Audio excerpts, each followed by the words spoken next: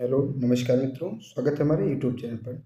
मित्रों, आज हम आपको इस वीडियो में आरआरबी एनटीपीसी यानी कि रेलवे द्वारा पूछे गए जो फिजिक्स के क्वेश्चन हैं यानी कि भौतिक विज्ञान के जो महत्वपूर्ण क्वेश्चन हैं इस वीडियो में आपको करवाने वाले हैं।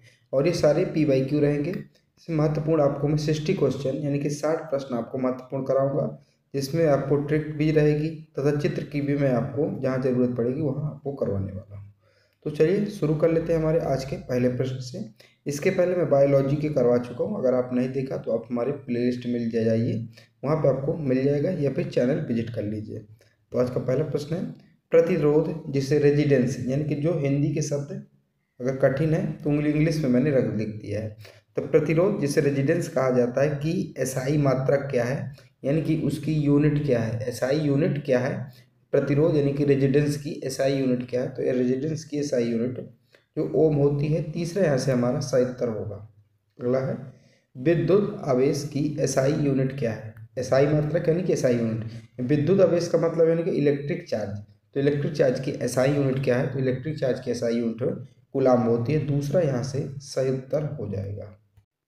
अगला प्रश्न है, एक वाट, तो एक वाट जो किसके बराबर होता है ये आपसे पूछा जा रहा है। तो तीसरे का इसका सही उत्तर होगा 1 जूल प्रति सेकेंड।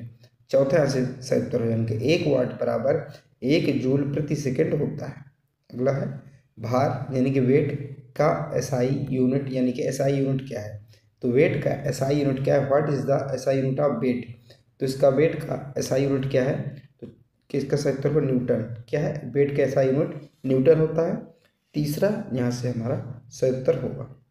अगला है, शक्ति यानी कि पावर जिसे कहते हैं इंग्लिश में की एसआई इकाई को क्या कहा जाता है। तो इसकी इकाई को क्या कहा जाता है, तो शक्ति यानी कि पावर की इकाई यूनिट क्या है, तो पावर की इकाई यूनिट वाट को कहा जाता है। ठीक है, और 1 वाट बराबर मैंने आपको बताया 1 जूल प्रति सेकंड होता है। अगला है, स्थानांतरित ऊष्मा ऊर्जा यानी कि हीट एनर्जी ट्रांसफर्ड की एसआई मात्रक एसआई यूनिट क्या है। तो इसकी एसआई यूनिट है जूल होती है। क्या होती है, जूल होती है। दूसरे यहाँ से सही उत्तर होगा। अगला है, निम्नलिखित में से कौन सा व्युत्पन्न मात्रक यानी कि ड्राइवर्ड यूनिट नहीं है। तो कौन सी ड्राइवर्ड यूनिट नहीं है ये आपको बताना है। तो सातवें का हमारा ऑप्शन नंबर 2 हो जाएगा, मोल, जो मोल नहीं है। 2 इसका सही उत्तर। अगला है, दाब यानी कि प्रेशर का एसआई यूनिट क्या है। तो प्रेशर इसकी एसआई यूनिट क्या होती है। तो 8वें का हमारा पार्सल क्या होती है, पार्सल पास्कल। तो जो दाब यानी कि प्रेशर की एसआई यूनिट पास्कल होती है। एक सही उत्तर होगा, आप लोग याद रखिएगा। अगला है, वृत्रण यानी कि एक्सीलरेशन की एसआई यूनिट क्या होती है। तो एक्सीलरेशन की एसआई मात्रक क्या होती है, तो एसआई यूनिट क्या होती है। तो इसकी सही उत्तर क्या होगा, चौथा इसका सही उत्तर होगा। क्या होगा, चौथा इसका हमारा सही उत्तर हो जाएगा। ठीक है, याद रखिएगा। यहाँ पे जो लिखा है MS ये स्क्वायर में 2 होगा, याद रखिएगा। ठीक है, इसको आप करेक्शन कर लीजिएगा, बाकी 4 यहाँ से सही उत्तर होगा। अगला, संवेग यानी कि मोमेंटम का एसआई मात्रक क्या है। तो मोमेंटम की एसआई यूनिट क्या है। तो मोमेंटम की एसआई यूनिट का ऑप्शन नंबर 4। ठीक है, याद रखिएगा।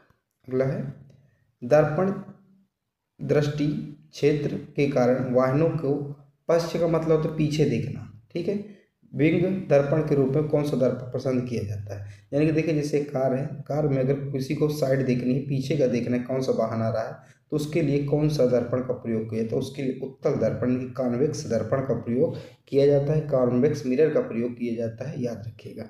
आपने देखा होगा मोटरसाइकिल में हो गया, बाइक में हो गया, 4 पहिया में, 4 व्हीलर में ये लगा रहता है पीछे देखने के लिए, तो उसमें कॉन्वेक्स होता है, इनका उत्तल होता है।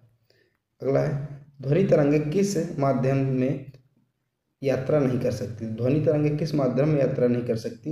तो निर्वात यानी कि वैक्यूम में जो है यात्रा नहीं कर सकती ध्वनि तरंगे। अगला है, लाल और नीले इन प्राथमिक रंगों को मिलाकर हम कौन सा द्वितीयक रंग प्राप्त कर सकते हैं। यानी कि देखिए, जैसे हमारे पास ये रेड है और ये क्या है, ब्लू है। अगर इन दोनों को मिक्स कर दिया जाए तो हमारे पास मैजेंडा कलर यानी कि वायलेट कलर बनेगा। ठीक है, तो याद रखिएगा, सही उत्तर क्या हो जाएगा, 70 होगा। तीसरा यहाँ से हमारा सही उत्तर होगा। अगला है, मरीचिका यानी कि मिरेगस मुख्यतः प्रकाश के कारण बनती है। तो किस प्रकाश के कारण बनती है, पूर्व आंतरिक परावर्तन के कारण बनती है। अब यह है क्या, चित्र में देखिए, यहाँ पे आपको कुछ ऊंट दिख रहे हैं, कैमल दिख रहे हैं, और नीचे क्या है, ये आपको शैडो दिख रही है।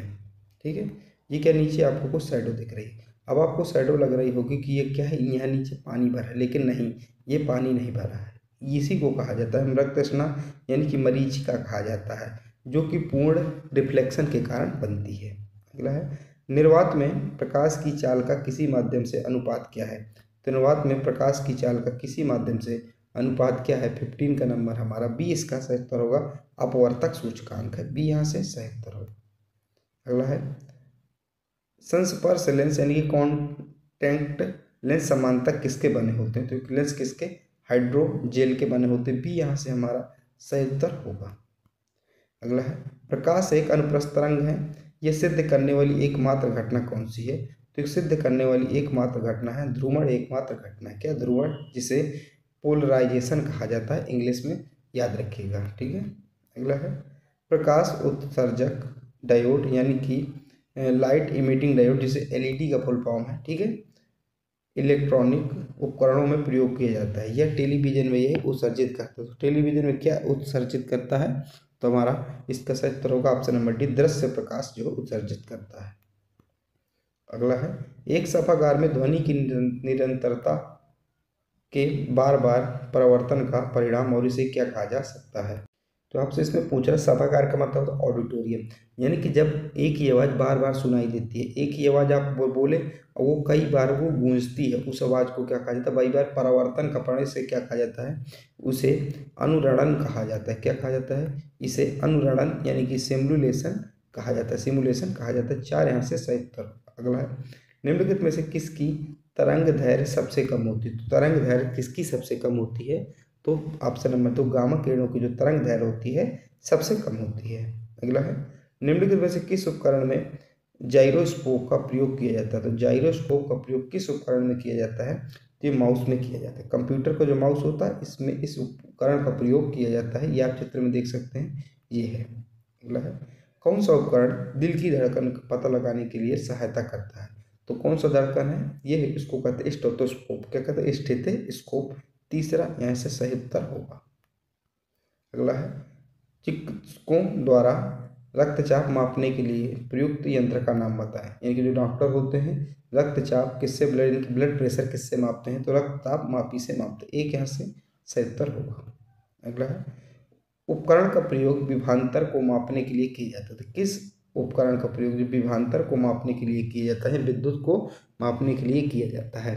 तो हमारा 24 का सही उत्तर होगा ऑप्शन नंबर 6, वोल्ट मीटर का प्रयोग किया जाता है। ये आप देख सकते हैं। अगला है, दूध के घनत्व को निर्धारित करने के लिए कौन सा उपकरण उपयोगिता है? तो दूध का जो घनत्व डेंसिटी उसको मापने के लिए लैक्टोमीटर का प्रयोग किया जाता है। किसको? लैक्टोमीटर का प्रयोग किया जाता है। ठीक है, दूध में कितना पानी है चेक करने के लिए। अगला है, एक ऐसा उपकरण है जो किसी वाहन द्वारा तय की गई दूरी को मापता है। तो किसी वाहन द्वारा तय गई दूरी को कौन मापता है? तो ओडोमीटर मापता है। कौन मापता है? ओडोमीटर मापता है कि कौन सा वाहन कितनी दूर चला। ठीक है, स्पीडोमीटर क्या बताता है? स्पीडोमीटर कितने पे गाड़ी चल रही है स्पीडोमीटर बताता है, और कितनी चल चुकी ओडोमीटर बताता है। याद रखिएगा, कंफ्यूज नहीं होना आप लोगों को। तो दूसरा यहाँ से हमारा सही उत्तर होगा।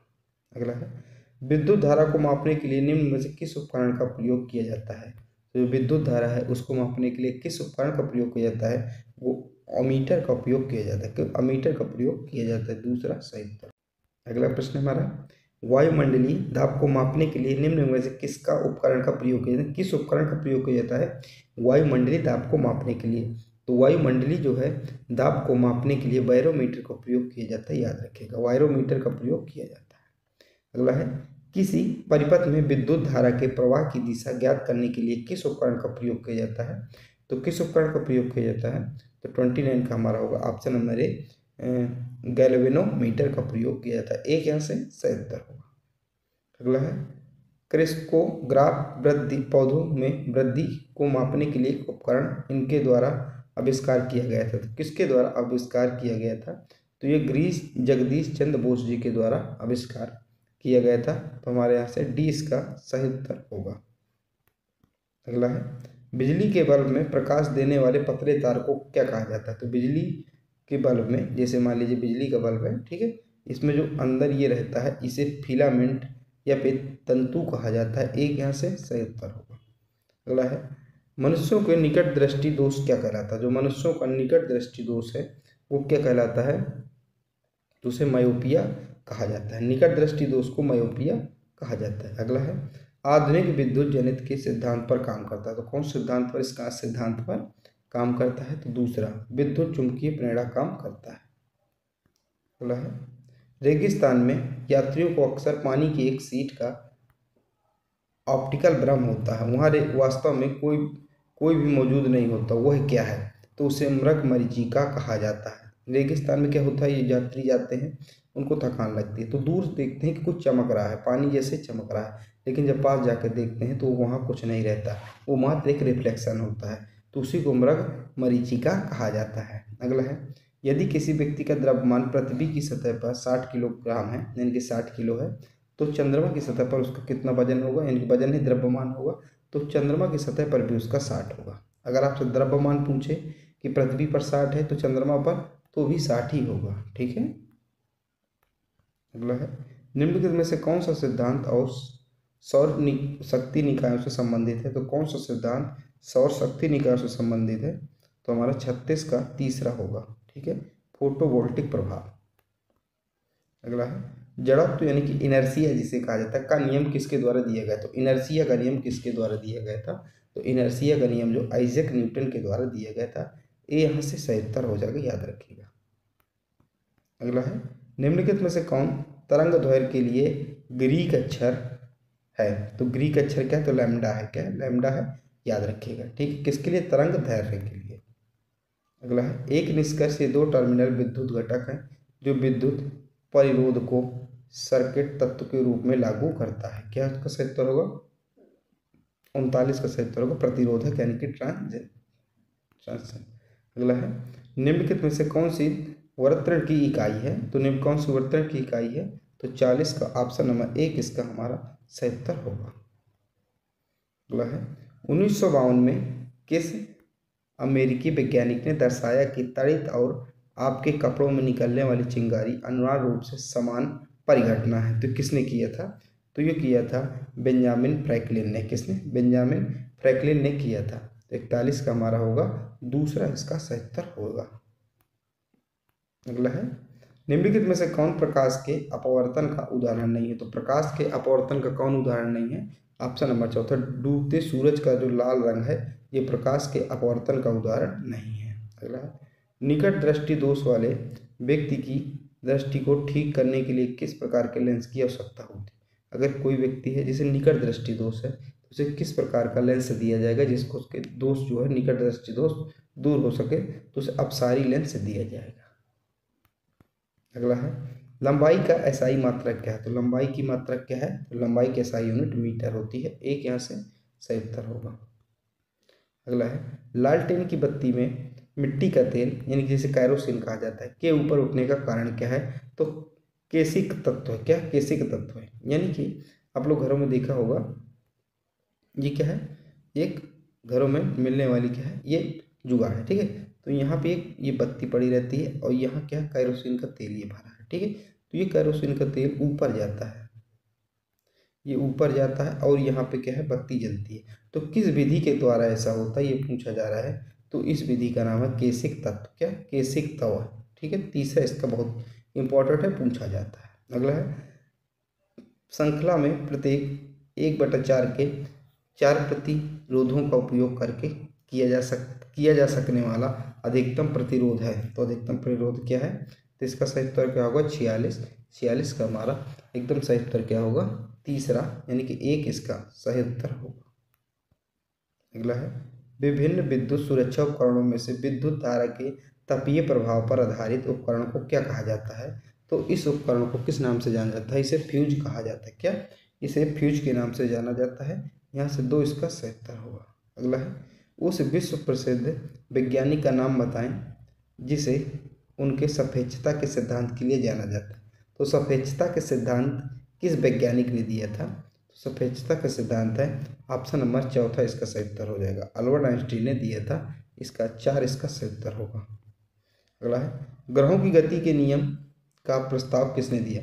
तो ग्रहों की गति के नियम का प्रस्ताव किसके द्वारा प्रतिपादित किया गया था? जोहान्स केपलर के द्वारा प्रतिपादित किया गया था। तीसरा सही उत्तर होगा। अगला है निम्नलिखित में से किसका उपयोग धातु के ब्लॉकों में दरारों और दोषों को पता लगाने के लिए किया जाता है। तो किसका उपयोग किया जाता है? तो ये किया जाता है पराध्वनिक का उपयोग किया जाता है। ठीक है, तो तीसरा है गति के समीकरणों के संबंध में निम्नलिखित में से कौन सा कथन गलत है? तो कौन सा कथन गलत है? इसका सही उत्तर होगा ऑप्शन नंबर 1। ऑप्शन नंबर 1 यहाँ से सही उत्तर हमारा हो जाएगा। यहाँ पे स्क्वायर है। ठीक है, अगला है निम्नलिखित में से किसमें दिशा और परिणाम दोनों होते हैं? तो दिशा और परिणाम दोनों किसमें होते हैं? तो 52 का हमारा सही उत्तर होगा दूसरा। क्या होगा? 52 का हमारा, माफ कीजिएगा, 52 का तीसरा होगा, समय होगा इसका सही उत्तर। ठीक है, 52 का तीसरा। अगला है इको लोकेशन का एक प्रकार है। तो इको लोकेशन किसका एक प्रकार है? तो ये सोनार का एक प्रकार है। किसका? सोनार का एक प्रकार है। अगला है निम्नलिखित में किसका विकल्प घर्षण का गलत उदाहरण है? तो घर्षण का गलत उदाहरण कौन सा विकल्प है? तो इसका हमारा सही उत्तर हो जाएगा एक भारी वस्तु को उठाता हुआ एक व्यक्ति, इसका गलत उदाहरण है। चौथा इसका सही उत्तर होगा। अगला है यह कथन दिया गया है कि किसी तरल पदार्थ में पूर्णतः या आंशिक रूप से डूबे हुए पिंड पर ऊपर की ओर उत्प्लावकता बल कार्य करता है जो पिंड द्वारा विस्थापित उस द्रव्य के भार को बराबर होता है। यह किससे संबंधित है? तो ये किससे संबंधित है? ये आर्किमिडीज का सिद्धांत से संबंधित है। एक यहाँ से सही उत्तर होगा। ठीक है, अगला है पृथ्वी की सतह पर किसी वस्तु का भार 20N है, तो चंद्रमा की सतह पर मापे जाने पर उस वस्तु का भार कितना हो जाएगा? तो उस वस्तु का भार कितना होगा? उस वस्तु का भार हो जाएगा 3.33N। अगला है निम्नलिखित में से कौन सी एक अनुप्रस्थ तरंग है? तो अनुप्रस्थ तरंग नहीं है। तो कौन सी एक जो है अनुप्रस्थ तरंग नहीं है? तो हमारा जो 59 होगा ध्वनि तरंग। तो अनुप्रस्थ तरंग कौन सी है? ध्वनि तरंग नहीं। ठीक है, अगला है दक्षिण हस्त अंगुष्ठ नियम के अनुसार धारा की दिशा दर्शाता है। तो धारा की दिशा कौन सी दर्शाता है? ये अंगुष्ठ दर्शाता है। क्या? अंगुष्ठ दर्शाता है। हमारा 4 यहाँ से सही उत्तर होगा। तो मैंने आपको महत्वपूर्ण 60 क्वेश्चन करवा दिए और ये 60 क्वेश्चन PYQ थे। ठीक है, ये PYQ थे जो मैंने आपको 60 क्वेश्चन करवा दिए। इसी के साथ ही मैं अलग अलग आपको क्वेश्चन कराऊंगा। मैंने सबसे पहले मैं आपको बता दूं, मैंने बायो के करा दिए। ठीक है, बायो के बाद मैंने आपको फिजिक्स के करवा दिए। अब मैं करवाऊंगा केमिस्ट्री के। अब मैं किसके करवाने वाला हूँ? तो अब मैं केमिस्ट्री के करवाऊंगा। ठीक है, तो याद रखिएगा। और ये सारे PYQ रहेंगे हमारे। इसके पहले मैं इतिहास के करवा चुका हूँ, दोबारा इतिहास को मैं लेकर आऊँगा। तो जुड़े रहिए हमारे साथ। जय हिंद, जय भारत।